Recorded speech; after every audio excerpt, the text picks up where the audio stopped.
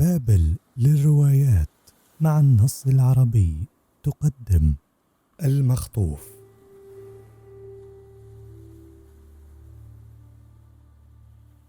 بدأت قصة مغامراتي في أوائل يونيو من عام 1757، ففي يوم مشرق من أيام ذلك الشهر تركت بيتي القديم في مدينة إسندن إلى غير رجعة، ورافقني في بعض الطريق السيد كامبل صديقي وصديق والدي من قبل. قال لي السيد كامبل في أثناء سيرنا: أأنت آسف لتركك إسندن يا روبن؟ أجبت قائلا: لا أدري يا سيدي، إسندن مكان لطيف وقد كنت هنا سعيدا جدا، لكني الآن وقد مات والداي كلاهما علي أن أبدأ حياة جديدة، فأنا شاب وأريد أن أستكشف العالم. قال السيد كامبل: ما دمت قد عزمت على الرحيل فعلي أن أطلعك على ميراثك كما أوصاني أبوك، فقد ترك لك أبوك رسالة تحملها إلى مالك قصر آل شوز القريب من كراموند. سألت في دهشة: وما علاقتي بقصر آل شوز؟ وأي ميراث تتحدث عنه؟ أجاب: لا أعرف يا روبن، لكنك تنتمي إلى تلك الأسرة، فاسمك الكامل هو روبن فور آل شوز، وأسرتك هذه اسكتلندية عريقة رفيعة المقام. سلمني السيد كامبل رسالة أبي وودعني وداعا حارا ومضى. ألقيت نظرة على الظرف فعرفت خط أبي وقرأت ما يأتي: إلى إبنيزر فور قصر آل شوز، ابني روبن يسلم هذه الرسالة. أخذ قلبي يخفق خفقانا سريعا، فأنا ابن مدرس اسكتلندي فقير، وكنت يومها في 17 من عمري، ولعل هذه الرسالة تفتح لي باب المستقبل. وصلت أدنبرا في صباح اليوم التالي، وتركت تلك المدينة الصاخبة أثرها في نفسي، فشعرت بالانشراح. لكن مع بدء رحلتي غربا إلى مدينة كراموند، سرعان ما أخذ ذلك الانشراح يتحول إلى اكتئاب، فقد كنت كلما سألت أحدا عن الطريق إلى قصر آل شوز نظر إلي نظرة ارتياب أو حذرني من الاقتراب من ذلك المكان. وقابلت عند غروب الشمس عجوزا مجنونة النظرات، فتجرأت وسألتها عن المكان الذي أقصد. أشارت العجوز إلى قصر قاتم مهمل شبه مهجور، وصاحت بصوت غاضب: ذاك هو قصر آل شوز، لعن الله ساكنيه. صاحت صيحتها تلك ومضت، تاركة إياي في حيرة من أمر ذلك النفور الذي يصيب كل من سئل عن ذلك القصر. اقتربت من القصر فلاحظت أن دخانا قليلا يتصاعد من المدخنة، فبعث ذلك في قلبي بعض الأمل. قرعت الباب مرات وصحت وناديت بضع دقائق، وأخيرا سمعت فوقي سعلة. قفزت إلى الوراء مذعورا ورفعت رأسي أنظر إلى أعلى، فرأيت بندقية قصيرة قديمة الطراز موجهة إلي. كانت البندقية في يد عجوز ذابل صاح بي محذرا: إنها محشوة. هتفت وأنا أرتعش: أحمل رسالة إلى السيد إبنيزر فور. أجابني العجوز: ضع الرسالة على عتبة الباب وامضي. أغضبني تصرف العجوز غير اللائق، فصحت به: لن أفعل ذلك، فإن علي أن أسلمها إلى السيد فور شخصيا. صمت العجوز هنيهة ثم قال: ومن أنت؟ أجبت: أنا روبن فور. اختفى رأس العجوز من النافذة، ثم سمعت أقفال البوابة تفتح، وأخيرا أذن لي بالدخول. رأيت أمامي عجوزا في نحو 60 من عمره، نحيلا محني الظهر غير حليق، وذا وجه كالطين لونا.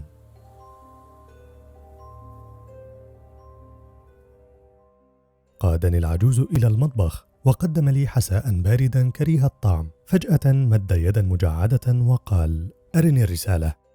وبدا لي العجوز خادما في ذلك القصر الواسع، فقلت: الرسالة ليست لك، إنها للسيد فور. رد العجوز بضيق قائلا: ومن تظنني أكون؟ هات رسالة ألكسندر. شهقت عندما سمعت العجوز يذكر اسم أبي، ورأى العجوز اندهاشي، فكشف عن أسنانه وقال: أنا عمك يا روبن، أعطني الرسالة. فهذا المخلوق القميء التعيس إذن هو عمي، وتملكني شعور عارم بالخجل. أمسك الرسالة وقلبها بين يديه، ثم رفع رأسه وبادرني فجأة بصوت حاد قائلا: أحسبك قرأت الرسالة وجئت تطلب مني مالا. أغضبتني تلك الملاحظة الظالمة، فأشرت مهتاجا إلى الرسالة قائلا: ألا ترى أن الختم لا يزال على حاله؟ صحيح أني جئت آملا في عونك، لكني لست متسولا ولا أطمع في شيء ليس من حقي. حاول عمي تهدئتي بصوت بدا صادقا، لكنه لم يفلح في كسب ثقتي. قال: هدئ من روعك، سنكون صديقين، أنت هنا على الرحب والسعة، تعال أريك سريرك. أطعت العجوز وسرت معه في الظلام إلى غرفة باردة رطبة، وطلبت شمعة فرفض طلبي قائلا إنه يخشى نشوب حريق. وهكذا أمضيت تحت سقف عمي ليلة بائسة، نمت فيها على الأرض لأن السرير كان رطبا رطوبة الغرفة نفسها.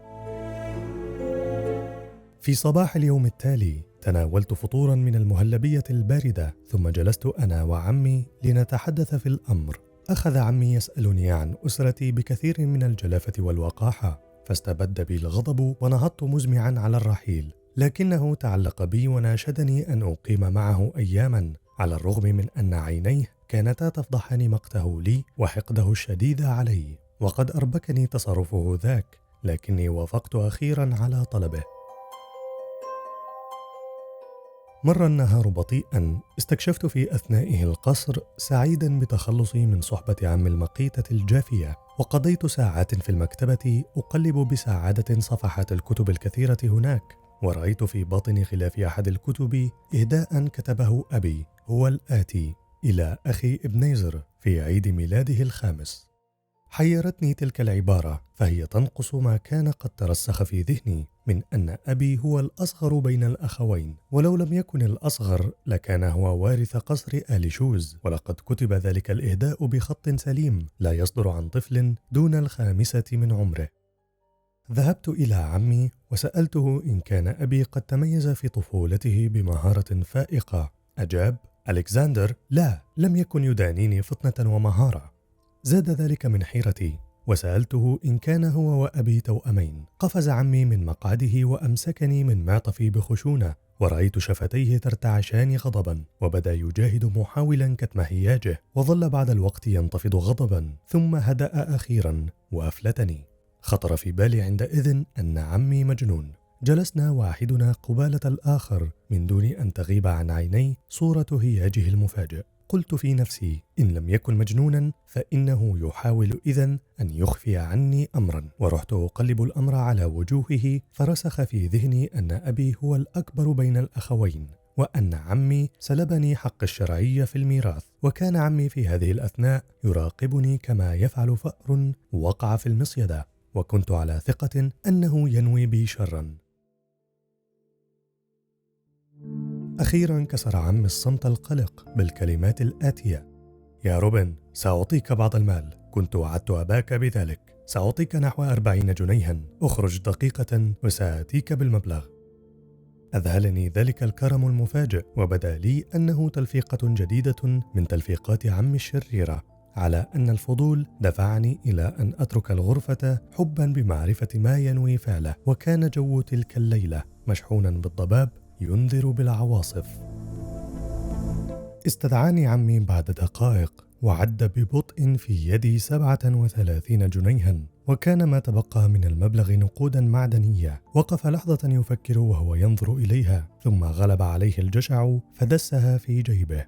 على أي حال فقد أذهلني ذلك الانقلاب في مجرى الأمور، ورحت أشكره صادقا على هبته، لكنه أشار بيده إشارة من لا يطمع في الثناء، وسألني خدمة صغيرة، ولم أقوى على الرفض، على الرغم أني ارتبت فيما طلب مني، وشعرت أنه يدبر لي أمرا. أنا عجوز يا روبن، وأحتاج إلى عون في هذا المنزل الواسع، أتساعدني في ذلك؟ أجبت: طبعا يا سيدي. قال: فلنبدأ الآن إذن. ثم سلمني مفتاحا صدئا وهو يقول: إليك مفتاح البرج الجانبي، لا يمكن الوصول إلى ذلك البرج إلا من الخارج، إذ أن ذلك الجانب من القصر لم يكتمل بناؤه قط. تجد في قمة البرج صندوقا، جئني به فإن فيه أوراقا مهمة. رفض أن يعطيني شمعة، لكنه أكد لي أن سلالم البرج في حالة صالحة، وعلى الرغم من تسرب القلق إلى نفسي فقد شرعت في مهمتي. كانت العاصفة قد أخذت تقترب، وسرعان ما بدأت أصوات الرعد تتوالى. رحت أتلمس طريقي في الظلام إلى أن وصلت إلى بوابة البرج، وبينما كنت أدير المفتاح في قفل البوابة لمع برق خاطف عظيم بهر بصري، ورأيت نفسي أدخل البرج متعثرا. بدأت بصعود درجات البرج الخشبية ووجدتها في أول الأمر ثابتة، ثم لاحظت في أثناء صعودي أن الدرجات أخذت تئن وتتحرك تحت قدمي، فحيرني ذلك وأقلقني. ثم لمع ضوء البرق ثانية حاملا للجواب على حيرتي وقلقي، فقد رأيت نفسي فوق سلم يوشك أن ينهار، وعلى بعد خطوات من حافة هاوية عميقة.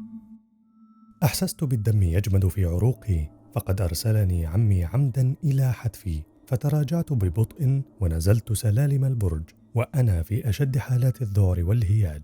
في اللحظة التي وصلت فيها الأرض سالما شرعت أبحث عن عمي. وجدته في المطبخ يبتلع الشاي بعصبية، وكان ظهره لي، ورأيت كتفيه يهتزان اهتزازا عنيفا، وأدركت أنه يظن أن خطته قد نجحت، وأنه يجرع الشاي احتفالا بموتي، أو وهو الغالب سعيا منه إلى تهدئة أعصابه. تسللت وراءه مكشرا عن أسناني ولمست كتفيه، فصعقته المفاجأة وسقط على الأرض مغمى عليه، وبدا أشبه بكيس من عظام منه بكائن بشري. أيقظته من إغمائه، لكنه لم يكن في حال تسمح له بالكلام. أشفقت عليه إشفاقا لا محل له، فتوقفت عن تخويفه واكتفيت تلك الليلة بحجزه في غرفته وإقفال الباب عليه. في صباح اليوم التالي دخلت غرفة عمي مبتسما وقلت: والآن يا سيدي، هل لك أن تفسر لي معنى فعلتك النكراء مساء أمس؟ رد علي بصوت واهن قائلا: إنها كانت مزحة. فضحكت ضحكة عالية من ذلك العذر الواهي. عندئذ قال: ليكن ما تريد، سأشرح لك الأمر كله بعد وجبة الصباح. وكان واضحا أنه يحاول أن يكسب وقتا يعد فيه كذبة أخرى. وفي هذه اللحظة سمعنا صوت قرع على الباب. فتحت الباب فوجدت أمامي فتى نحيلا شاحب الوجه. كان الفتى يعمل خادما في سفينة كوفينانت الشراعية، وقد جاء يحمل رسالة إلى عمي من قبطان السفينة السيد هوزن. قرأ عمي الرسالة ثم قال: إن لدي عملا مع القبطان هوزن، إن كنت ترغب في مرافقتي إلى السفينة فسنقوم أنا وأنت بعد إنجاز عملي مع القبطان بزيارة السيد رانكيلر. لقد كان السيد رانكيلر صديقا مخلصا من أصدقاء أبيك، وسيعطيك إجابات شافية عن أسئلتك كلها. كنت بطبيعة الحال متلهفا لمقابلة السيد رانكيلر، كما كنت راغبا في الصعود إلى متن سفينة واستكشاف داخلها، فوافقت راضيا على ما اقترح عمي. ظل عمي صامتا طوال الطريق، لكن صحبة الفتى سلتني. كان اسمه رانسوم، وقد أعطاني وصفا نابضا بالحياة للصعوبات التي يعيشها الإنسان على متن سفينة الكوفينانت، كما وصف لي طباع البحارة الشرسة، وبخاصة طباع الضابط الأول السيد شون الذي كان قد ضرب الفتى في ذلك الصباح نفسه ضربا مبرحا. على أن الفتى كان على الرغم من ذلك يؤثر حياته القاسية تلك على عيشة مطمئنة هادئة فوق البر. عندما وصلنا إلى بلدة كوينسفري القريبة، رأيت الكوفينانت راسية على بعد نصف ميل من الشاطئ، وكان رانسوم قد أخبرني أن السفينة تحمل عبيدا إلى أمريكا الشمالية، ورأيت ألوان السفينة القاتمة وشكلها القبيح، فصدقت ما رواه لي صاحبي، وعزمت على ألا تطأ قدماي متن تلك السفينة المرعبة.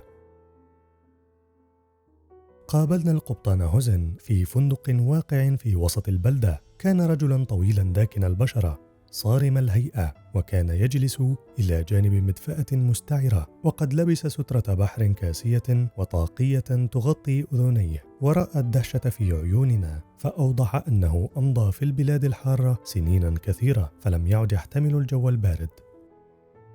آثرت أن أترك الرجلين إلى عملهما، وأسعدني أن أتخلص من حرارة الغرفة الخانقة، ومشيت أنا ورانسوم في اتجاه الميناء، وتوقفنا في مقهى نشرب عصير الفاكهة.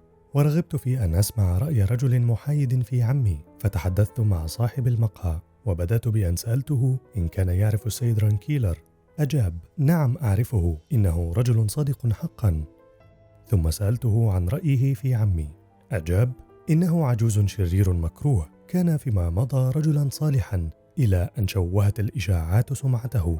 ألهب ذلك فضولي، فسألته: أي إشاعات؟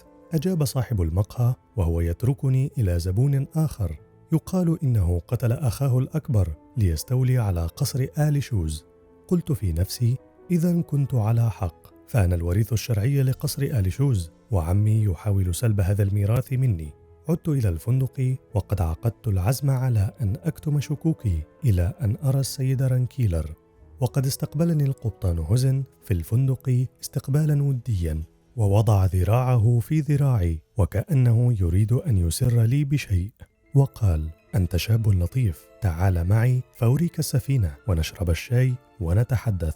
أجبت: شكرا، لكني ذاهب مع عمي لرؤية السيد رانكيلر. قال: أخبرني عمك بأمر هذه الزيارة، لكن السفينة ستعيدك إلى المدينة وتنزلك إلى البر قريبا جدا من منزل السيد رانكيلر. ثم مال علي فجأة وهمس في أذني قائلا: احذر عمك، إنه رجل خطر، تعال معي إلى متن السفينة فأطلعك على خطة سرية يعدها لقتلك.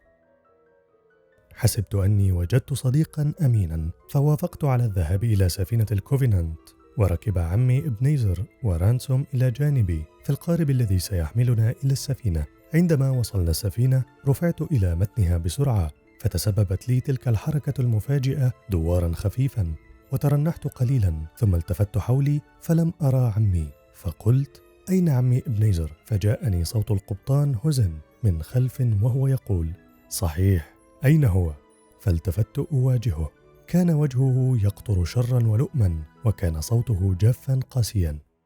اندفعت إلى جانب السفينة في ذعر، فرأيت عمي يعود إلى الشاطئ في القارب، وأحسست بالضياع وصحت: النجدة، النجدة، سيقتلونني. التفت عمي نحوي، فرأيت على وجهه الشرير ابتسامة النصر التي انطبعت في مخيلتي إلى الأبد. ثم شعرت بضربة عنيفة على مؤخرة رأسي، رافقها وميض أبيض عظيم، ثم سواد غبت معه عن الوعي.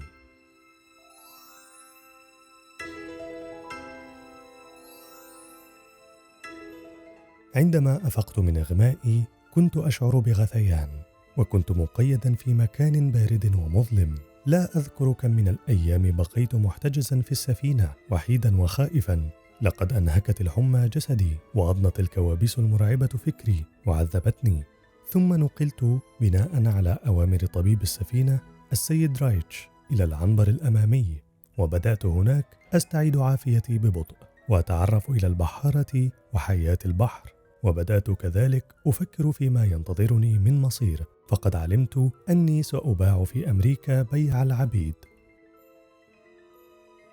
ذات ليلة سرت بين البحارة إشاعة ترددت في كلمات: هي شون قضى عليه أخيرا.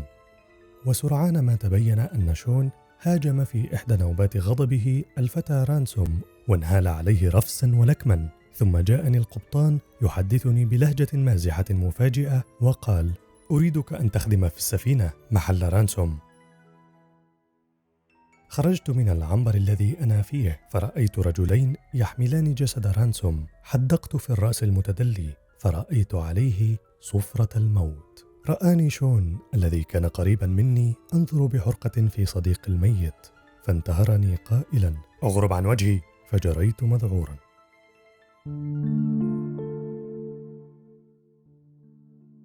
شغلتني مهماتي الجديدة في الأيام التي تلت تلك الحادثة، وعلى الرغم من أنها كانت مهمات شاقة ومذلة، فقد أحسنت لي من حيث أنها صرفتني عن التفكير عن مستقبل القاتم. ولما كانت الرياح معاكسة لنا، فقد تقدمت السفينة تقدما بطيئا. وفي اليوم العاشر من بدء رحلتنا كان الجو باردا ضبابيا، وكانت الرؤية سيئة. وبينما أنا منهمك في أشغالي، سمعت من يصرخ قائلا: أصيبت السفينة!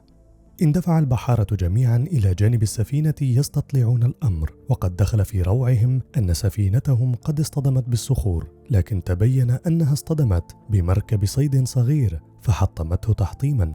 وقد ابتلعت الأمواج رجال مركب الصيد كلهم، ما عدا واحد منهم رمى نفسه على حبل من الحبال التي قذفنا بها إلى البحر، فنجا بحياته. أنزل القبطان الرجل الناجي في العنبر الخلفي وأمر له بكوب من الشاي الساخن ينعشه، وبدا الرجل ضئيل الجسم رشيقا ذا شخصية آسرة أنيقا في ملبسه وتصرفاته، وكان يتقلد سيفا ويعلق في حزام حول وسطه مسدسين رشيقين لامعين. عرفت مما سمعت من حديثه مع القبطان أنه من أنصار آل ستيوارت، وهي الأسرة الإسكتلندية التي كانت لاستعادة العرش البريطاني وانتزاعه من الملك جورج الأول ملك إنجلترا واسكتلندا. وبدا واضحا أن ذلك الرجل كان هاربا إلى فرنسا عندما غرق مركبه.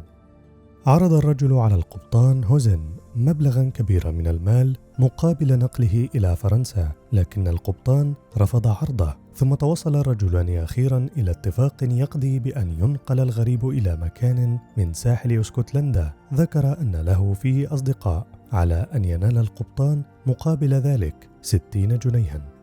ترك الغريب في نفسي برشاقة مظهره وحسن تصرفه أثرا طيبا، فقلت وأنا أقدم له طعام العشاء: أنت إذن من أنصار آل ستيوارت. وكنت بذلك أسعى إلى مبادلته الحديث. أجاب وهو يشرع في تناول الطعام: وأنت كما يوحي لي وجهك البائس واحد من الرعاع أتباع الملك جورج. وكنت فعلا من أنصار الملك جورج، لكني لم أرد تحديه، فأجبت إجابة غامضة قائلا: بين بين. فأضاف الغريب بلهجة مرحة: يعني لا شيء يا سيد، بين بين املأ لي كوب العصير. قلت: سآتي بزجاجة جديدة يا سيدي. ثم ذهبت إلى غرفة القبطان ليأتي منه بمفتاح عنبر المؤن. وبينما أنا أهم بدخول الغرفة تناهت إلى مسمعي أصوات خافتة أثارت شكوكي. اقتربت ما أمكنني زاحفا، فرأيت السيد رايتش والقبطان هوزن يتآمران لقتل الغريب وسلبه أمواله. استبد بي الغضب والذعر في آن واحد، لكن كان علي أن أحافظ على هدوئي. فدخلت الغرفة وسألت عن المفتاح وكأني لم أسمع شيئا. هتف رايتش: هذه فرصتنا، روبن قادر على أن يأتينا بالسلاح. وافق القبطان على ذلك وقال وهو يلتفت إليه: نعم، فذلك الرجل المتهور الطائش خطر على السفينة. يا روبن، نريدك أن تأتينا بأسلحتنا وبالبارود من خزانة السلاح في العنبر الخلفي، فأنت أقل البحارة إثارة للشكوك، ويسهل عليك لذلك أن تأتينا بسلاحنا. إذا فعلت ذلك أعطيك بعض المال، وأعدك أن أسعى جهدي لمساعدتك عندما نصل إلى أمريكا. تظاهرت بالقبول، لكني كنت أعرف أني لن أكون أبدا شريكا في جريمة قتل. لذلك فإني عندما عدت إلى العنبر الخلفي أطلعت الغريب في الحال على الخطر الذي يحيق به، وتعهدت بمساندته. تصافحنا وتعارفنا، وأخبرني أن اسمه الحقيقي ألان ستيوارت، لكن أصدقاءه يدعونه ألان بيرك. ولم يكن أمامنا متسع لحديث طويل، فسرعان ما سيكتشف القبطان عصياني له ويبدأ بالهجوم. انهمكنا سريعا في تفحص أسلحتنا ومواقفنا الدفاعية. كان بين أيدينا عدد من المسدسات، طلب إلي أن أحشوها، واستل ألان سيفه معرضا عن استعمال غيره من الأسلحة. ثم التفت إلي وسألني: ما عدد خصومنا؟ قلت بعد لحظة تفكير: 15. صفر تصفيرة خفيضة وقال: يكفوننا ويزيدون. سأدافع عن الباب المفتوح بينما تدافع أنت عن فتحة التهوية والإضاءة وذلك الباب الجانبي المقفل. لا تطلق النار في هذا الاتجاه لئلا تصيبني. أسرعت إلى موقعي وكان قلبي يخفق خفقانا شديدا، وكنت أرتجف خوفا. كنت أعرف أننا قلة، لكني كنت مقتنعا أن الموت دفاعا عن النفس خير من الموت عبدا.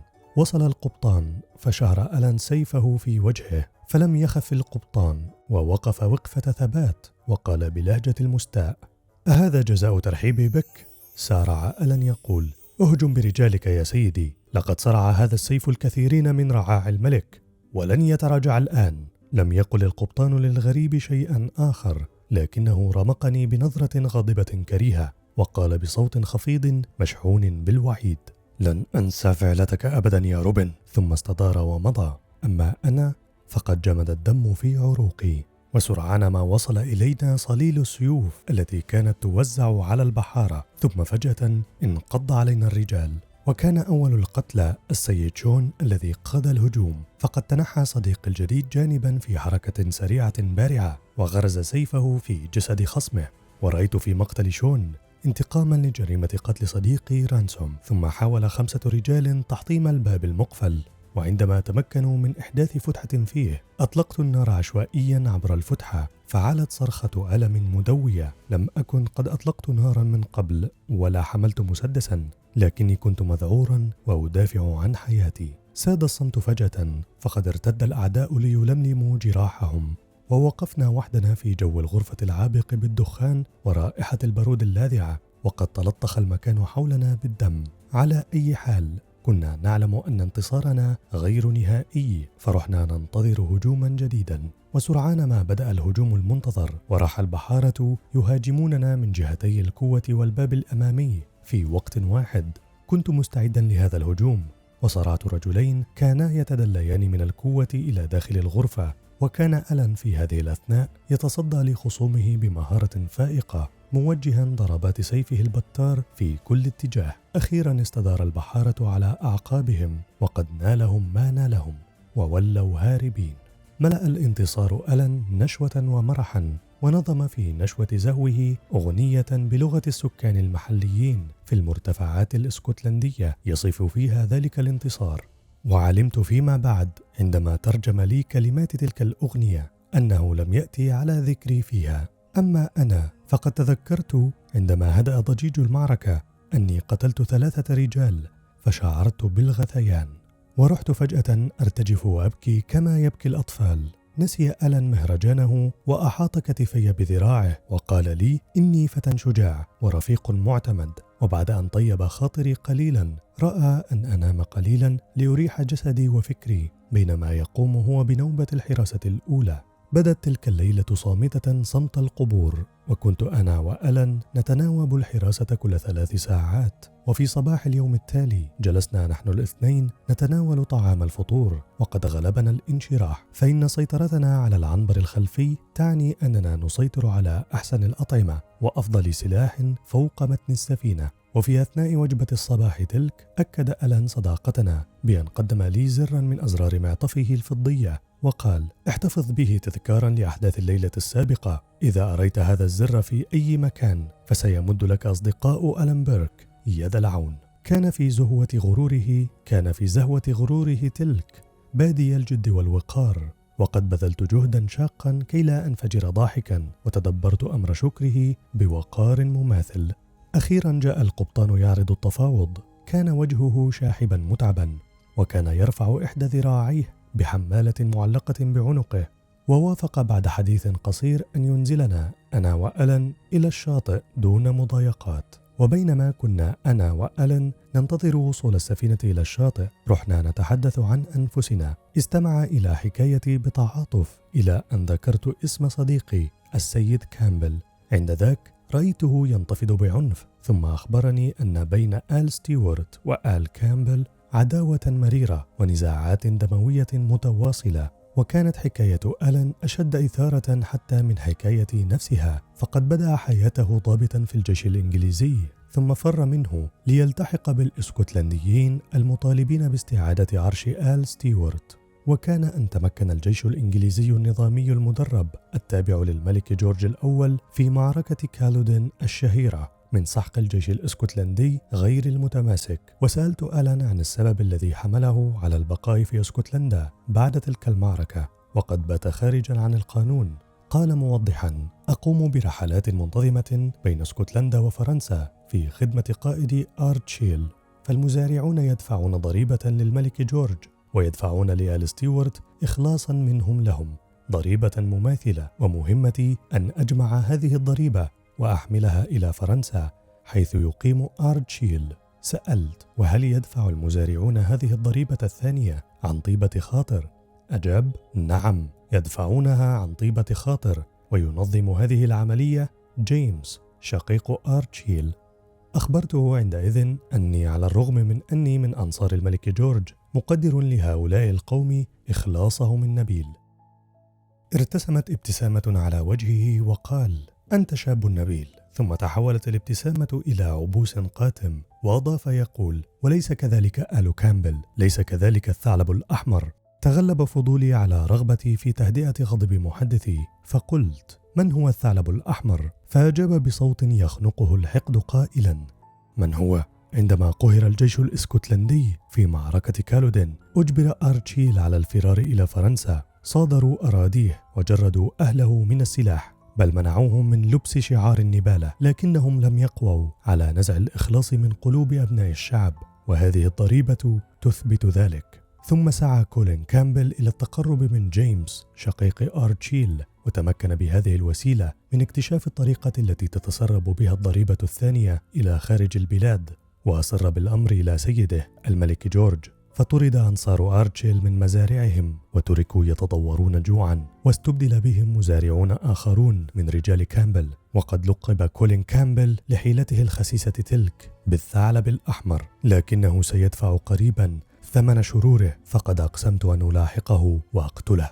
ما إن أنهى كلامه حتى رأينا القبطان يقبل نحونا بادي القلق ويسألنا أن نرافقه إلى ظهر السفينة، وبدا لنا أن في دعوته تلك فخا، لكن لهفته أقنعتنا بمرافقته. كان الظلام آنذاك مخيما والجو عاصفا، وكانت الرياح تدفع السفينة في اتجاه الساحل الصخري، وقد رغب القبطان في الاستعانة بآلن عله وهو ابن تلك البلاد يقدر على توجيه السفينة بأمان في تلك المنطقة الصخرية الخطيرة. أقر ألان أنه ليس بحارا، لكنه وعد أن يبذل جهده، وقد تمكن بالفعل بمساعدة بعض البحارة من تجنيب السفينة موقعين صخريين كبيرين. ثم انقلبت الريح فجأة، فارتدت السفينة واصطدمت ببعض الصخور المجاورة محدثة ضجيجا هائلا، وتناثر بعض خشبها في موضع الاصطدام شظايا، ووقعنا كلنا أرضا. وسرعان ما تمالكت نفسي، فوقفت وركضت نحو جانب السفينة، فرأيت على ضوء القمر أننا قريبون جدا من الشاطئ، لكن الريح كانت تمزق السفينة تمزيقا، وسمعنا البحارة الجرحى في العنبر الأمامي يصيحون مستغيثين. جر رايتش وأحد البحارة قارب النجاة إلى جانب السفينة، ثم سمعنا فجأة صوتا يصيح قائلا: احمنا يا رب. في تلك اللحظة انقضت علينا موجة هائلة قلبت السفينة، ورأيت نفسي أنقذف في البحر. كدت أغرق وابتلعت ماء كثيرا، لكني تمكنت أخيرا من رفع رأسي فوق الماء. لم أكن سباحا ماهرا، ووجدت نفسي منشغلا بتأمين قدرتي على التنفس أكثر من اهتمامي بالوجهة التي أتحرك فيها. على أي حال، فقد رمى القدر بين يدي جزءا من سارية السفينة، تعلقت بها وحملني إلى المياه الهادئة، حيث شكرت ربي على بقائي حيا. بعد ساعة من التجديف وصلت خليجا رمليا محاطا بتلال منخفضة. تركت هنا الخشبة وخوضت الماء إلى الشاطئ، ووقعت على رماله منهكا بائسا، ونمت نوما أشبه بالإغماء. عندما أفقت التفت حولي أبحث عن ناجين، فلم أرى أحدا، فمشيت وحيدا بائسا في اتجاه الشرق علي أجد أحدا من الناس، وسرعان ما اعترضني نهر يبلغ عرضه نصف ميل. تحولت عن اتجاهي وتبعت مجرى النهر أبحث عن طريقة أعبره بها، وبعد ساعتين من المشي وجدت نفسي في المكان عينه الذي خوضت الشاطئ فيه. لقد كنت في جزيرة. أصابني وعندما وعيت هذه الحقيقة هلع وإحساس مرير بالوحدة، وزاد في بؤسي أني رأيت دخانا يتصاعد من مدخنة بيت قائم على البر القريب مقابل الجزيرة التي علقت فيها. كنت أتضور جوعا، فتناولت محارا نيئا، فشعرت بمعدتي تنقلب وتقيأت مرارا. بكيت قهرا، وقد رأيت نصف ميل من البحر يسد أمامي طريق الحياة. وأخيرا تمددت على الأرض وحاولت أن أنام. لم أعرف طوال رحلتي كلها تجربة أشد مرارة على النفس من تلك التي عرفتها في صباح اليوم التالي. فقد رأيت قارب صيد صغيرا قريبا من شاطئ الجزيرة، وأخذت أصيح طالبا العون. وعندما سمع البحارة صياحي التفتوا إلي وضحكوا وخاطبوني بلغة سكان المرتفعات المحلية، فلم أفهم شيئا. لكن القارب لم يتوقف، ولم أصدق أن أحدا من القساوة بحيث يترك إنسانا في جزيرة مهجورة. فجريت على الشاطئ أصيح صياحا مجنونا، غير أن رد بحارة القارب على صياحي كان إغراقا في الضحك. فجلست على الأرض أبكي كما يبكي طفل غاضب.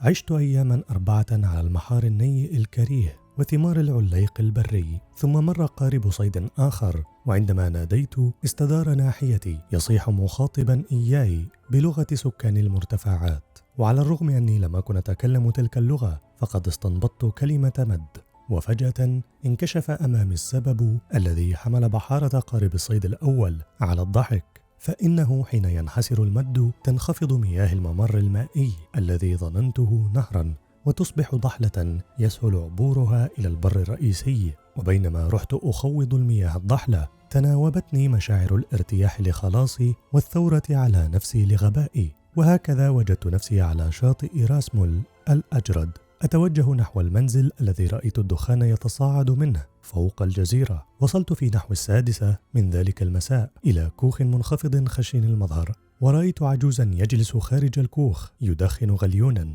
استفسرت من العجوز عن مصير بحارة السفينة المحطمة، فأعلمني أن عددا منهم قد وصل الشاطئ سالما وأقام في كوخه بعض الوقت.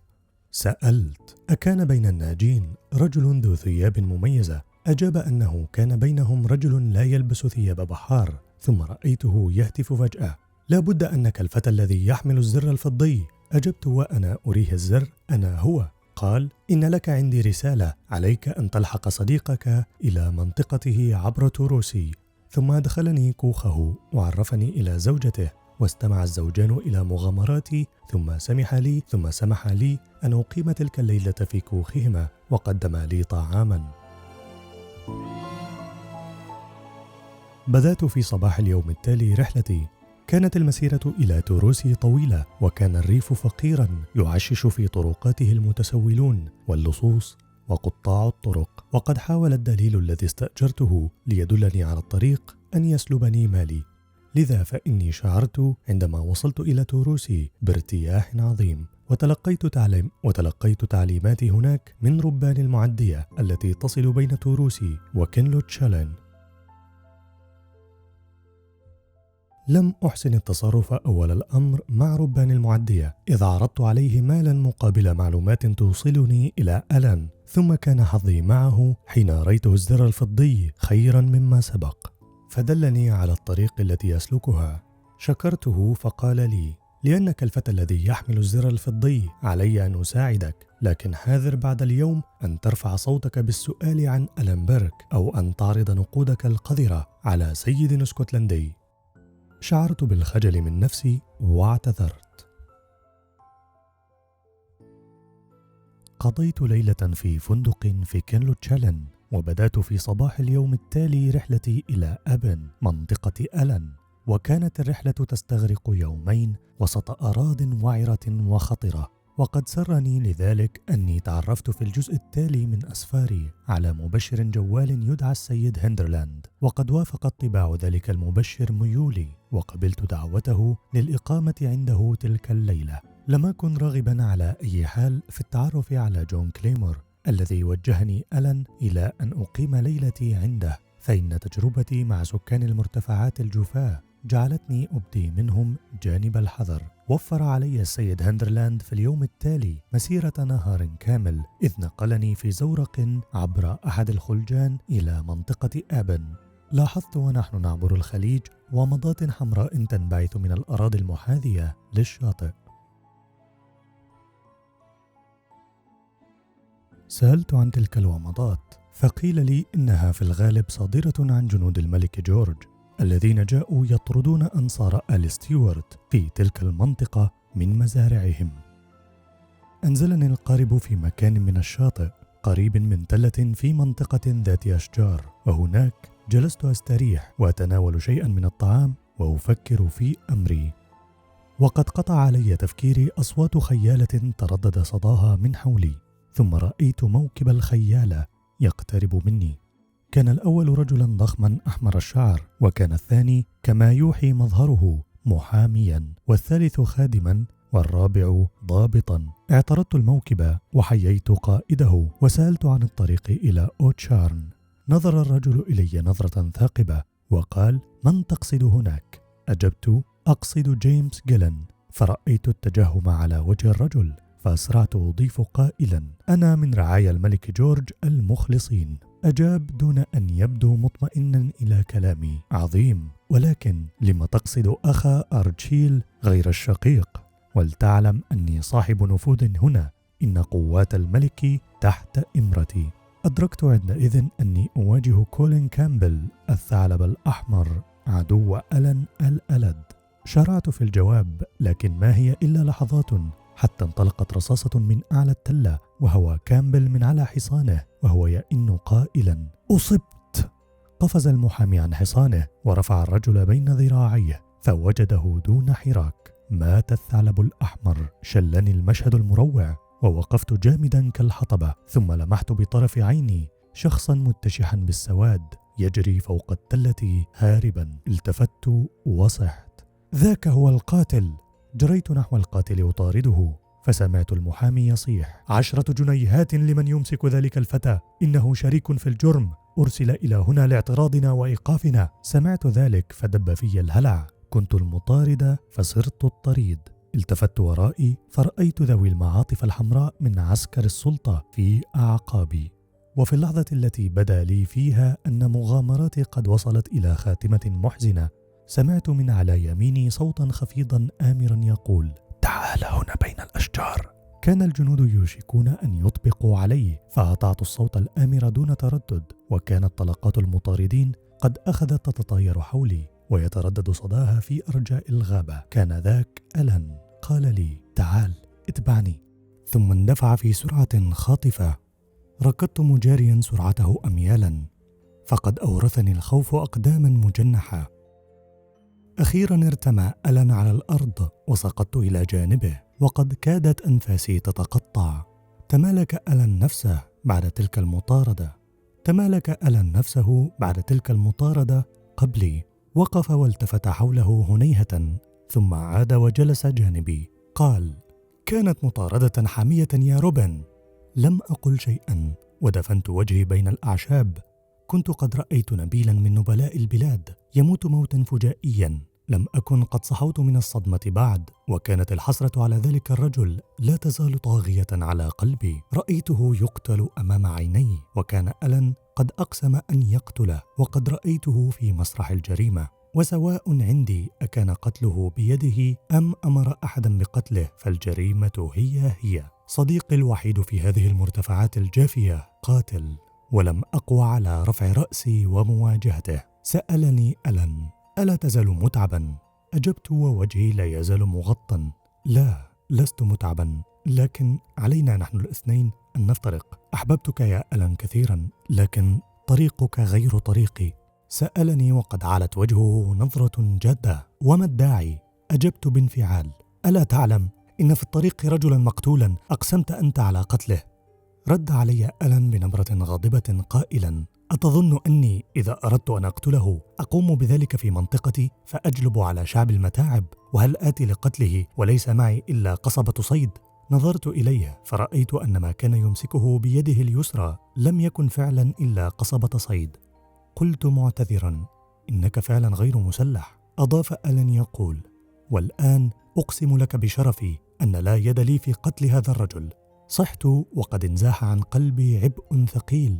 حمدا لله. مددت يدي أصافحه معتذرا عن تهمة الظالمة، وتردد ألان في مصافحتي، ثم أقبل على يدي بكلتا يديه وقال إنه لا يغفر مثل هذه الإهانة إلا لي. انطلقنا معا إلى منزل جيمس جيلن، ووجدنا أن نبأ اغتيال الثعلب الأحمر قد بعث الهلع في أهل البيت كلهم. رحب بنا جيمس ترحيبا عطوفا، لكنه بدا متعبا شديد القلق، وكان الخدم من حوله يخرجون أسلحة كانت مخباة في المنزل ويدفنونها في أماكن بعيدة عن الشبهات. تحدث جيمس إلى ألان بصوت خفيض، وكان طوال الوقت يكثر من النظر بقلق إلى حافة التلة. كان يتوقع وصول ذوي المعاطف الحمراء من جنود الملك بين لحظة وأخرى. جاءنا خادم بزاد وسلاح وذخيرة وبعض المال. قال جيمس: سأرسل لك إذا قدرت مبلغا آخر من المال، لكن عليك الآن مغادرة المكان حالا. سيتهمونك بقتل كامبل وسيقلبون الأرض بحثا عنك، وإذا كنت أنت متهما فستتجه نحوي شكوكهم، إذ إني قريب لك ويعرفون أنك لجأت إلي ونزلت عندي في مناسبة سابقة. ثم نظر إلي وقال: إنهم يبحثون عنك، يظنون أنك شريك في القتل، وإذا أمسكوك فسيعذبونك لتبوح باسم القاتل. كان وجهه في أثناء الكلام شاحبا، وكان يكثر من قطم أظافره قلقا. نظرنا أنا وألان واحدنا في وجه الآخر. لقد وجدنا نفسينا مطلوبين بجريمة قتل لم نرتكبها. كان من العبث محاولة إثبات براءتنا أمام السلطة.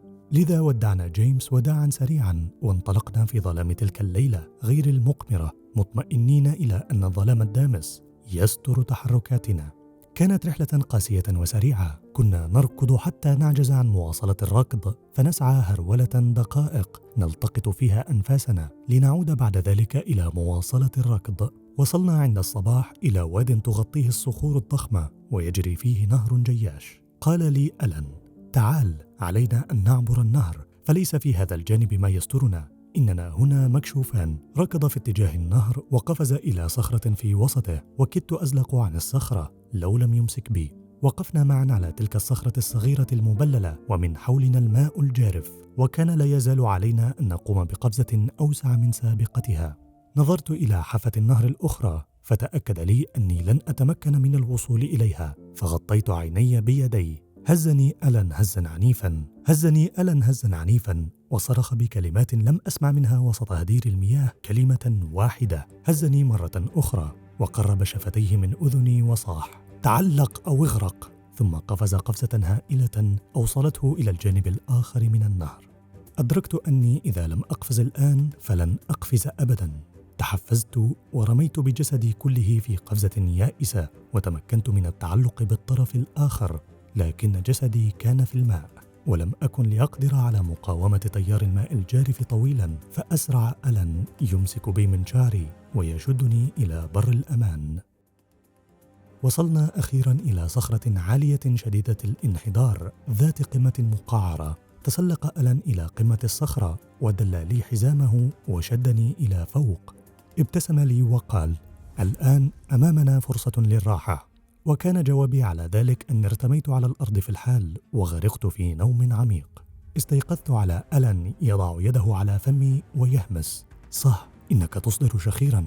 أجبت بعصبية: وأي ضير في ذلك؟ أومأ ألان لأنظر إلى أسفل، ونظرت فرأيت عند قاعدة الصخرة مجموعة من ذوي المعاطف الحمراء، ورأيت حراسا يراقبون المنطقة كلها. لم يكن أمامنا إلا أن نقبع في مكاننا فوق الصخرة تحت أشعة الشمس المحرقة. وفي نحو الساعة 2 كنا قد شعرنا وكأننا شوينا أحياء، ولم نعد نطيق الصبر على الحال.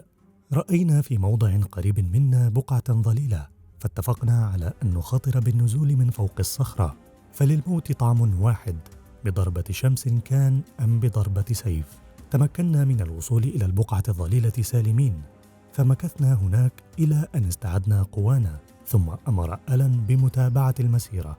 رحنا نتسلل من صخرة إلى صخرة، تارة ننحني وتارة نزحف. كان تقدمنا بطيئا وشاقا، وما إن غربت الشمس حتى كنا منهكين، يكاد يقتلنا العطش. أخيرا وصلنا إلى جدول جبلي متألق عميق، فألقينا همومنا جانبا وغطسنا رأسينا في مياهه الباردة المنعشة. وعندما أطفأنا عطشنا كان الليل قد هبط، فاستأنفنا مسيرتنا مخلفين العسكر وراءنا.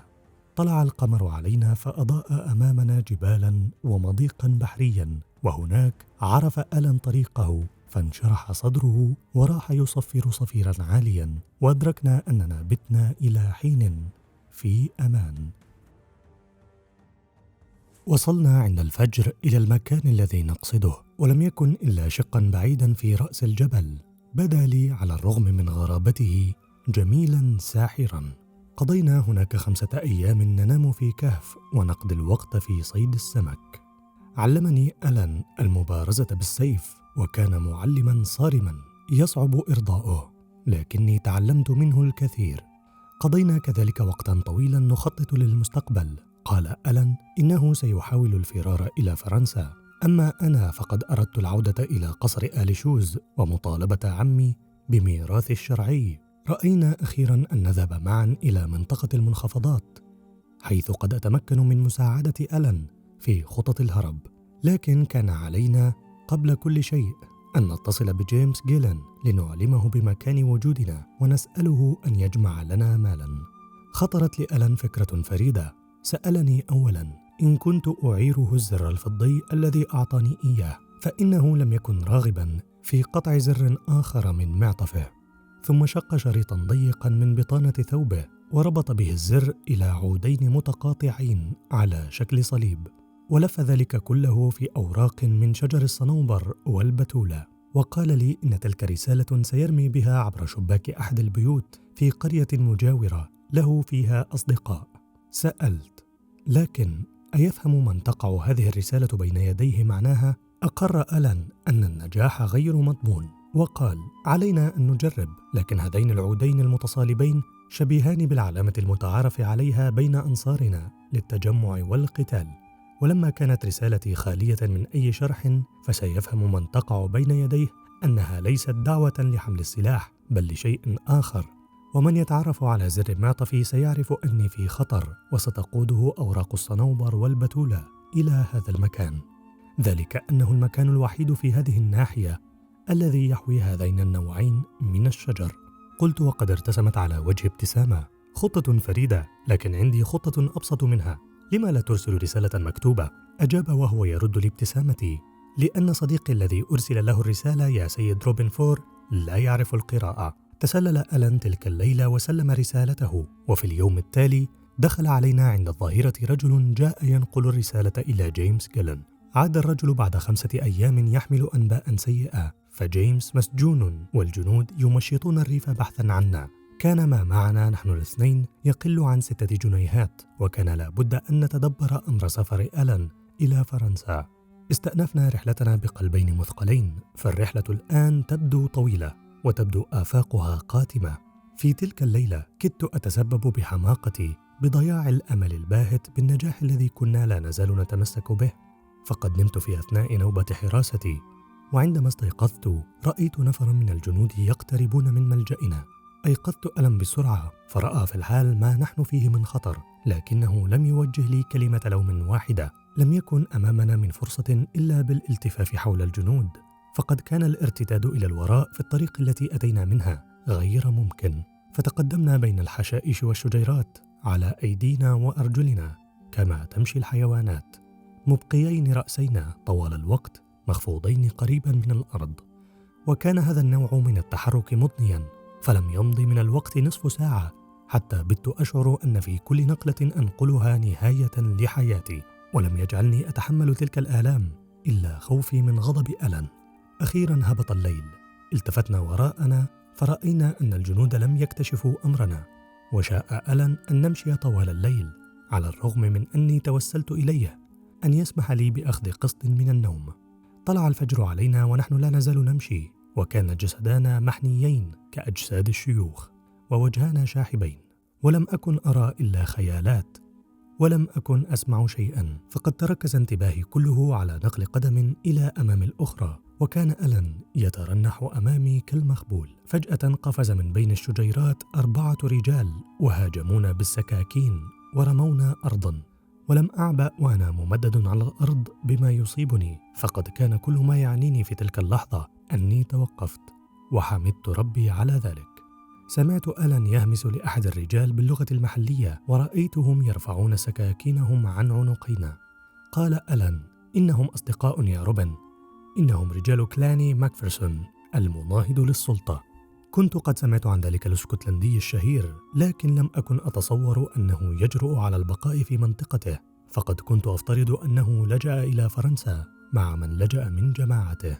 أخذنا إلى مخبئه الذي كان معلقا بين جذوع أشجار كثيفة وأغصان متشابكة. استقبلنا كلاني استقبالا حسنا، وقدم لنا الطعام والشراب، وعلى الرغم من ثيابه العتيقة الممزقة فقد كان في تصرفاته صفات الزعماء. بعد تناول العشاء جاء كلاني بورق لعب واقترح أن نلعب.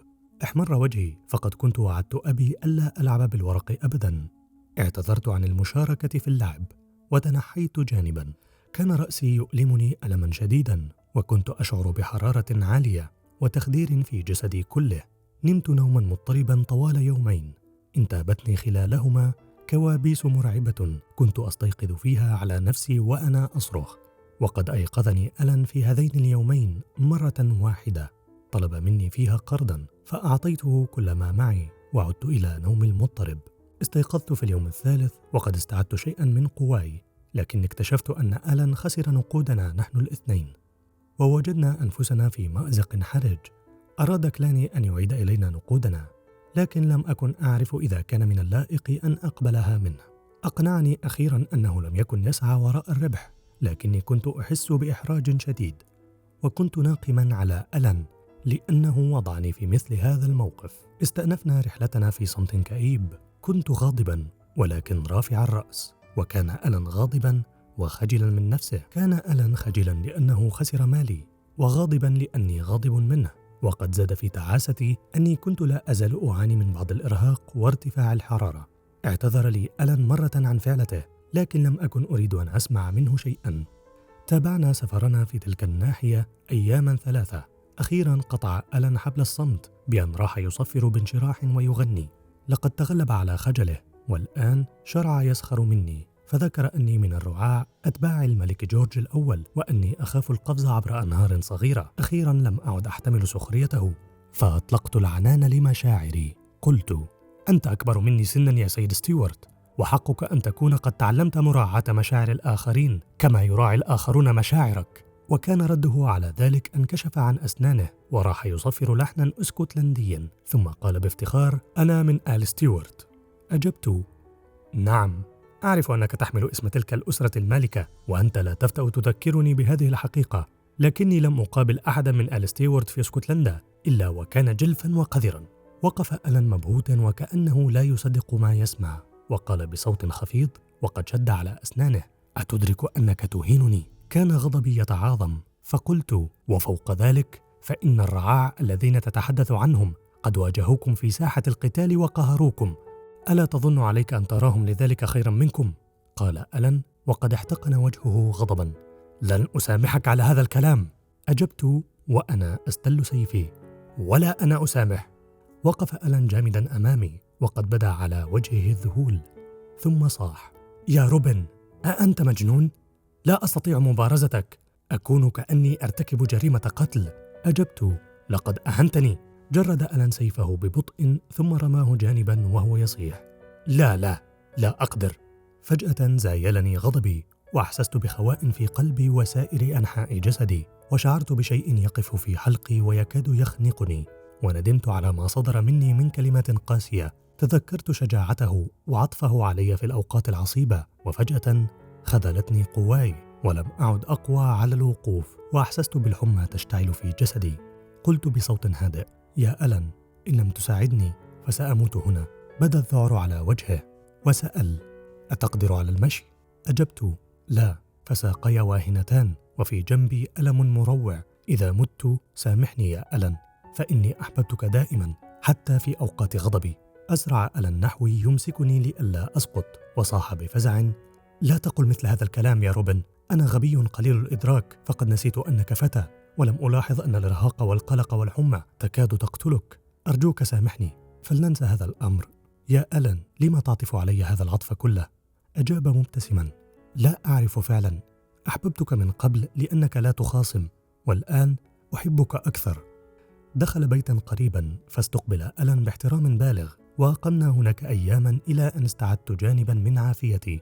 ثم انطلقنا في أواخر شهر أغسطس نحو مدينة ستيرلينغ، وبعد مسيرة 3 أيام وصلنا إلى تلك المدينة التاريخية المشيدة بقلعتها المشهورة. قال لي ألان: ها أنت الآن في ديارك ثانية، إذا تمكنا من عبور نهر فورث، هذا النهر العريض، فسنكون في أمان. ولك أن تتخيل لذلك خيبة الأمل المريرة التي حلت بنا عندما رأينا جسر العبور الوحيد تحت حراسة مشددة. لم يكن معنا نقود، ولا كان يفصل بيننا وبين بر الأمان سوى نصف ميل من الماء. جلست آئن قهرا، فبعد الأهوال التي اجتزناها يمنع عنا الآن بر الأمان؟ أي عدل هذا؟ غير أن ألان لم يقبل أن يتسرب الضعف إلى قلبه، وقادني شرقا في اتجاه البحر، وقال لي بصوت حازم: إن لم نتمكن من عبور الجسر فعلينا أن نجرب عبور مصب النهر. لم أقتنع بجدوى اقتراحه، وقلت: البحر عند المصب أعرض من النهر نفسه، فكيف سنتمكن من العبور وليس معنا ما نستأجر به قاربا؟ أجاب باطمئنان: سأجد طريقة، سأجد من يعبر بنا المصب بقاربه ويعود به تجنبا لإثارة الشكوك. لم أعرف كيف سينفذ خطته، وصرحت له بعدم ارتياحي، لكنه بقي على اطمئنانه. وهكذا مشينا طوال الليل في الاتجاه المقترح. وصلنا في صباح اليوم التالي إلى فندق يواجه مدينة كوبنز فري على الضفة الأخرى للنهر، حيث كنت أسعى للوصول. في تلك المدينة كان يعيش المحامي السيد رانكيلر، الذي كنت أنوي طلب مساعدته في محاولة استعادة ميراثي. قامت على خدمتنا في الفندق صبية حسناء، ورأيت آلان يجلس صامتا وقد استغرق في التفكير. أخيرا تكلم فقال: هل لاحظت الحسناء التي تقوم على خدمتنا؟ أجبت أني لاحظتها وأني أراها جميلة. قال آلان: عظيم، فإنك إن استطعت كسب عطفها فقد تزودنا بقارب. أنت عليل وهذا باد على وجهك، لكن تظاهر أنك أكثر اعتلالا مما أنت عليه فعلا. رضيت أول الأمر القيام بهذا الدور، فقد بدا لي ذلك مسليا، لكن آلان راح يبالغ أمام الصبية في وصف اعتلالي وسوء حالي، حتى أثار غضبي من هذا الشكل من الغش. أخيرا توسلت إلى آلان ليكف عن مبالغاته، لكن صوتي جاء في غمرة انفعالي مختنقا ضعيفا، بحيث بدوت عليلا فعلا مثلما حاول صديقي أن يصورني. تحول اهتمام الصبية الآن إلى اكتئاب، وهتفت أخيرا في حزن: أليس له أهل وأصحاب يتولون رعايته؟ أسرع آلان يقول بدهاء: يصعب الوصول إلى أهله وأصحابه. قالت الفتاة وقد وقعت في الفخ: لكن لماذا؟ وكيف يكون ذلك؟ لم يقل آلان شيئا، لكنه راح يصفر لحنا من ألحان العصاة الإسكتلنديين. فصعقت الصبية، وقد تحول اكتئابها إلى هلع، خوفا علي مما يصيب العصاة من مصير. وهتفت قائلة: صه! وكبر آلان الهاجس الذي أفزعها بأن مر بحافة كفه أمام عنقه، وكأنه يريد أن يصور لها المصير الذي ينتظرني إذا ما ألقي القبض علي. لم نجد بعد ذلك صعوبة كبيرة في إقناع الصبية بمساعدتنا، وبخاصة عندما ذكرت أني لم أرتكب جرما، وأني أسعى لمقابلة السيد رانكيلر الذي تبين لها أنها تعرفه. أشارت علينا بالانتظار في غابة قريبة حتى 11 ليلا، ريثما تفكر في وسيلة تساعدنا بها، ووعدت بالعودة إلينا. انتظرنا، لكن كنا غير واثقين من أنها ستفي بوعدها، وكانت لحسن الحظ وفية وشجاعة، فقد عادت إلينا ونقلتنا بنفسها عبر النهر في قارب استعارته من جيران لها. افترقنا آلان وأنا في صباح اليوم التالي خارج مدينة كوينز فري. أنا توجهت إلى منزل رانكيلر، بينما بقي آلان مختبئا ريثما أعود إليه. وبينما أنا أعبر شوارع المدينة النظيفة الهادئة، راحت صور المغامرات التي عشتها تتوالى على مخيلتي، وبدت تلك المغامرات في تواليها وعنفها ومخاطرها أشبه بالخيال. وأدركت أني قد لا أجد إنسانا عاقلا يصدقها، بل إني عندما نظرت إلى ثياب الرثة الممزقة أدركت أني قد لا أجد إنسانا عاقلا يقبل حتى أن يدخلني بيته. وقفت أمام بيت المحامي تنهشني الشكوك، ولعلي لم أكن لأجد الشجاعة لمحاولة الدخول لو لم ينفتح الباب في تلك اللحظة، كاشفا عن وجه عجوز ودية. لم أكن أعرف الرجل ولا كان هو يعرفني، لكنه وقد قرأ البؤس المنقوش على وجهي ورأى ثياب الممزقة. اقترب مني خطوة وسألني عن اسمي. أجبت على الفور: روبن فور آل شوز يا سيدي. فزع الرجل من جوابي وردد بصوت ذاهل: روبن فور؟ ثم تمالك نفسه ونظر إلي نظرة ثاقبة وقال: ومن أين جئت يا سيد فور؟ أجبت: جئت من أماكن كثيرة غريبة يا سيدي، وأستطيع أن أحدثك بالكثير لو لم نكن في مثل هذا المكان العام. أدركت أن الرجل الذي ظهر أمامي هو السيد رانكيلر نفسه، وقد أدخلني المحامي بعد سماع جوابي إلى منزله، وقادني إلى غرفة المكتب، وهناك جلس في كرسيه ودعاني بأدب إلى الجلوس، ثم بادرني بلهجة رجل الأعمال قائلا: والآن يا سيد فور، ما الذي تريده؟ احمر وجهي ارتباكا وعضضت لساني، ثم أسرعت أقول: أعتقد أنني صاحب الحق في قصر آل شوز وأراضيهم. لم يبدو على المحامي أنه فوجئ بما قلته منفعلا، بل اكتفى بأن نظر إلي وقال: أكمل كلامك. عرفت في تلك اللحظة وأنا أمام ذاك الموقف أن لا أمل لي إلا إذا وضعت ثقتي الكاملة في ذلك الرجل، فعقدت العزم على إخباره بالحقيقة كلها، ورويت له مغامراتي من أولها إلى آخرها. لم يكن كمحام قادرا على أن يتسامح بأمر الصداقة بيني وبين رجل خارج عن القانون، لكنه اختار حلا وسطا، فتظاهر أنه لم يسمع اسم ألان على نحو سليم وسماه السيد تومسون. راح السيد رانكيلر يسألني عن بعض التفاصيل في مغامرتي ويدون إجاباتي في دفتره، ثم قام يقارن ما قلت بأوراق كانت مجموعة لديه.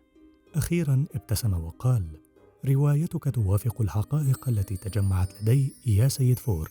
لقد واجهت الكثير من المخاطر وتصرفت في غالب الأحيان التصرف الحسن. إن السيد تومسون رجل رفيع المزايا لكنه متهور. أخلصت له وأخلص لك، والإخلاص صفة حميدة. أظن أن تلك أيام ولت. أنت تشرك الآن على الخلاص من متاعبك.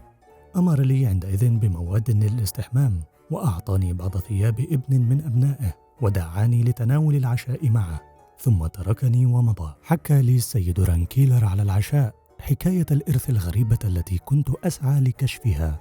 قال: بدأت الحكاية بعد قصة غرام، فقد كان عمك ابنيزر في صباه شابا وسيما نبيلا، وكان شجاعا إلى حد التهور، وقد التحق في العام 1715 بالثائرين على سلطة ملك الإنجليز، لكن أباك الرصين العاقل لحق به وأعاده إلى المنزل. ثم وقع الأخوان في غرام صبية واحدة، وكان عمك الأصغر بين الأخوين قد عاش طفولة مدللة بعثت في نفسه الغرور، وقد ظن لذلك أن من اليسير عليه الفوز بقلب الصبية التي أحب، غير أن الصبية اختارت أباك، فترك ذلك في عمك جرحا عميقا، وأحس أن كرامته طعنت. امتطى جواده وراح يطوف في المناطق المجاورة يروي قصته للناس، ويزعم أن شقيقه خدعه. وكان أبوك يا سيد روبن رجلا عطوفا صادقا شهما، وعندما رأى عذاب أخيه تخلى له عن الفتاة التي يحب، لكن الفتاة نفسها لم تكن تحب ابنيزر، وقد أغضبها تصرف أبيك، فرفضت الرجلين معا. نشب بين الأخوين بعد ذلك نزاع طويل انتهى إلى اتفاق غريب لم يأخذ فيه أي منهما بنصيحة المحامي، وقضى الاتفاق بأن يتزوج أبوك الفتاة التي يحب، ويأخذ عمك ابنيزر قصر آل جوز وأراضيهم. وكان من نتيجة ذلك أن عاش أبوك وأمك حياة فقر، بينما ظل عمك يحس أنه مظلوم، ويزيد ذلك الشعور مرارة وقسوة يوما بعد يوم. وكان من نتيجة ما تلبسه من طباع سيئة أن كرهه المزارعون في أراضيه وتخلى عنه أصدقاؤه. وقد لمست أنت نفسك شيئا من أنانيته وجشعه. قلت: كيف ترى وضعي يا سيدي والحال على ما ذكرت؟ هل تغير قصة الحب تلك وما تأتي عنها من نتائج حقي في أن أرث ممتلكات آل شوز؟ أجاب السيد رانكيلر: لما كان ذلك الاتفاق لم يدون في وثيقة قانونية، فأنت لا تزال في نظر القانون الوريث الشرعي، إلا أن عمك لن يتخلى لك عن حقك بسهولة، وليس هناك ما يثبت أن عمك سعى إلى اختطافك، كما أن صداقتك للسيد تومسون لن ترق في عين السلطة. أنصحك لذلك أن تترك عمك يقيم في قصر آل شوز على أن تجعله يشركك في محصول الأرض. أجبت: موافق، لكن علينا أن نوقعه في فخ، وإلا فلن يشركني في محصول الأرض أبدا. علينا أن نجعله يعترف بذنبه أمام شهود. أعددت خطة للإيقاع بعمي، لكنها كانت تتطلب لقاء بين السيد رانكيلر وألان بيرك، وهو أمر لم يوافق عليه المحامي إلا بعد تردد شديد. التقينا ألان في مكان اختبائه، ودرس هو والسيد رانكيلر الخطة، وأبدى استعداده لمساعدتي، وهكذا انطلقنا جميعا في اتجاه قصر آل شوز، بعد أن اصطحبنا معنا تورنز كاتب المحامي ليكون شاهدا آخر. كانت ليلة دافئة حالكة السواد، يهب هواؤها نسيما يحرك أوراق الشجر الساقطة على الأرض. زحفنا نحو القصر المحاط بالسواد، واختبأنا في زاوية من زواياه، ثم مشى ألان إلى البوابة الأمامية وقرعها قرعا شديدا. رأيت بعد حين نافذة الطابق الأول تفتح بهدوء، ورحت أتساءل مبتسما كيف سيتصرف ألان عندما يرى بندقية عمي مصوبة إلى رأسه. جاء صوت عمي الأجش البارد قائلا: ما هذا؟ ماذا تريد في هذا الوقت من الليل؟ تراجع ألان خطوة ونظر إلى أعلى وسأل: أهذا أنت يا سيد فور؟ أبعد هذه البندقية العتيقة عنك فقد تنفجر. قال عمي بصوت غاضب: ما جاء بك إلى هنا؟ من أنت؟ أجاب ألان: اسمي لا يعنيك، جئت في أمر يخصك أنت.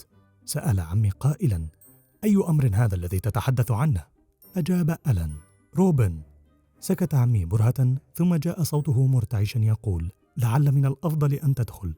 وبدا ألان كأنه استاء من تصرف عمي غير اللائق استياء بالغا، فقال إنه لن يتزحزح عن الباب. اختفى عمي من نافذة الطابق الأول ليظهر بعد قليل عند الباب، ثم جلس على درجة من درجات السلم، والبندقية لا تزال بين يديه المرتجفتين. قال: والآن هات ما عندك. شرع ألان يروي ما عنده، فقال: منذ زمن غير بعيد غرقت سفينة قريبا من جزيرة مل حيث أعيش، وفي اليوم التالي وجد قريب لي ولدا على الشاطئ كان بين الموت والحياة، وقد رأى قريبي وأصدقاء له أن ذاك الولد نفور الطبع طائش لا يكترث بالقانون، فنقلوه إلى قلعة قديمة، ثم اكتشفوا أنه ابن أخيك، فاحتجزوه رهينة ليطلبوا منك فدية. إذا أنت لم تدفع فلن ترى ابن أخيك أبدا. جاء صوت عمي بطيئا متأنيا يقول: الأمر لا يعنيني، لم يكن ولدا صالحا. قال ألان: لا شك أنك تتظاهر بعدم الاكتراث، أنت تحاول أن تقلل من المبلغ. أسرع ابنيزر يقول: لا، الولد لا يهمني، لن أدفع شيئا، افعلوا به ما تشاءون. أجاب ألان: أهل هذه الديار لن يعجبهم تصرفك عندما يعود روبن ويحدثهم عن جشعك. أسرع عمي يقول بحدة: كيف؟ تابع ألان يقول: سيحتجز أصدقاء الفتى ما داموا يطمعون بالمال، فإذا عرفوا أنهم لن يحصلوا منك على شيء فسيطلقون سراحة. قال عمي بصوت غاضب: لا يعجبني ذلك. عرف ألان أن عمي وقع في الفخ، فقال بصوت ماكر: أنت لا تريد الفتى، وما حاجتنا نحن إليه؟ هيا الآن، كم تدفع؟ سكت عمي برهة ثم قال: كم تريدون؟ قال ألان: إن احتجازه أكثر كلفة من قتله. زعق عمي: أكثر كلفة؟ على كل حال لا بد مما ليس منه بد، سأدفع، فهو مهما يكن الأمر ابن أخي. قال ألان: والآن لنتحدث عن المبلغ، كم دفعت للقبطان هوزن مقابل اختطاف روبن؟ انتفض عمي وصاح: هذه كذبة، كذبة خسيسة. قال ألان بلهجة المدافع عن نفسه قائلا: وما ذنبي إذا كان صديقك هوزن لا يحفظ سرا؟ سأل عمي في حيرة: هل أخبرك هوزن؟ قال ألان: أنا وهوزن نعمل معا. كنت أحمق حين كلفته بالمهمة، الآن قل لي كم دفعت له. أجاب عمي: الحقيقة دفعت له 20 جنيها. عند ذاك خرج المحامي من مخبئه وقال: شكرا يا سيد تومسون، في هذا ما يكفي. مساء الخير يا سيد فور. خرجت أنا أيضا وقلت: مساء الخير يا عمي ابنيزر. وقال تورنس: إنها ليلة بديعة يا سيد فور.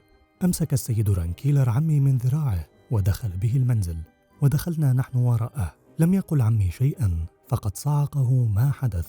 أما نحن فكنا سعداء بنجاح حيلتنا، ولكن أشفقنا على الرجل الذي أوصل نفسه إلى تلك الحال المخزية.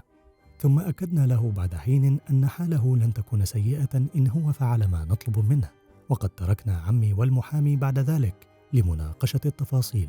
أما أنا وألان فقد جلسنا أمام نار متقدة نضع خطة تيسر فرار ألان إلى فرنسا. لم يعد الأمر صعبا بعد توافر المال. تنازل عمي لي عن القصر والأراضي والجانب الأكبر من المحصول، وبدا بائسا يائسا لا حول له ولا قوة. أخيرا استعدت حقي في الميراث، وابتهجت أنا وأصدقائي لما انتهت إليه مغامرتنا أعظم ابتهاج. وعندما أويت إلى فراشي تلك الليلة كنت رجلا ثريا. نام ألان والسيد رانكيلر وتورنس في أسرتهم نوما عميقا، أما أنا فقد جفاني النوم، وظللت طوال الليل ساهرا أحدق في النار المتكاسلة وأفكر في المستقبل.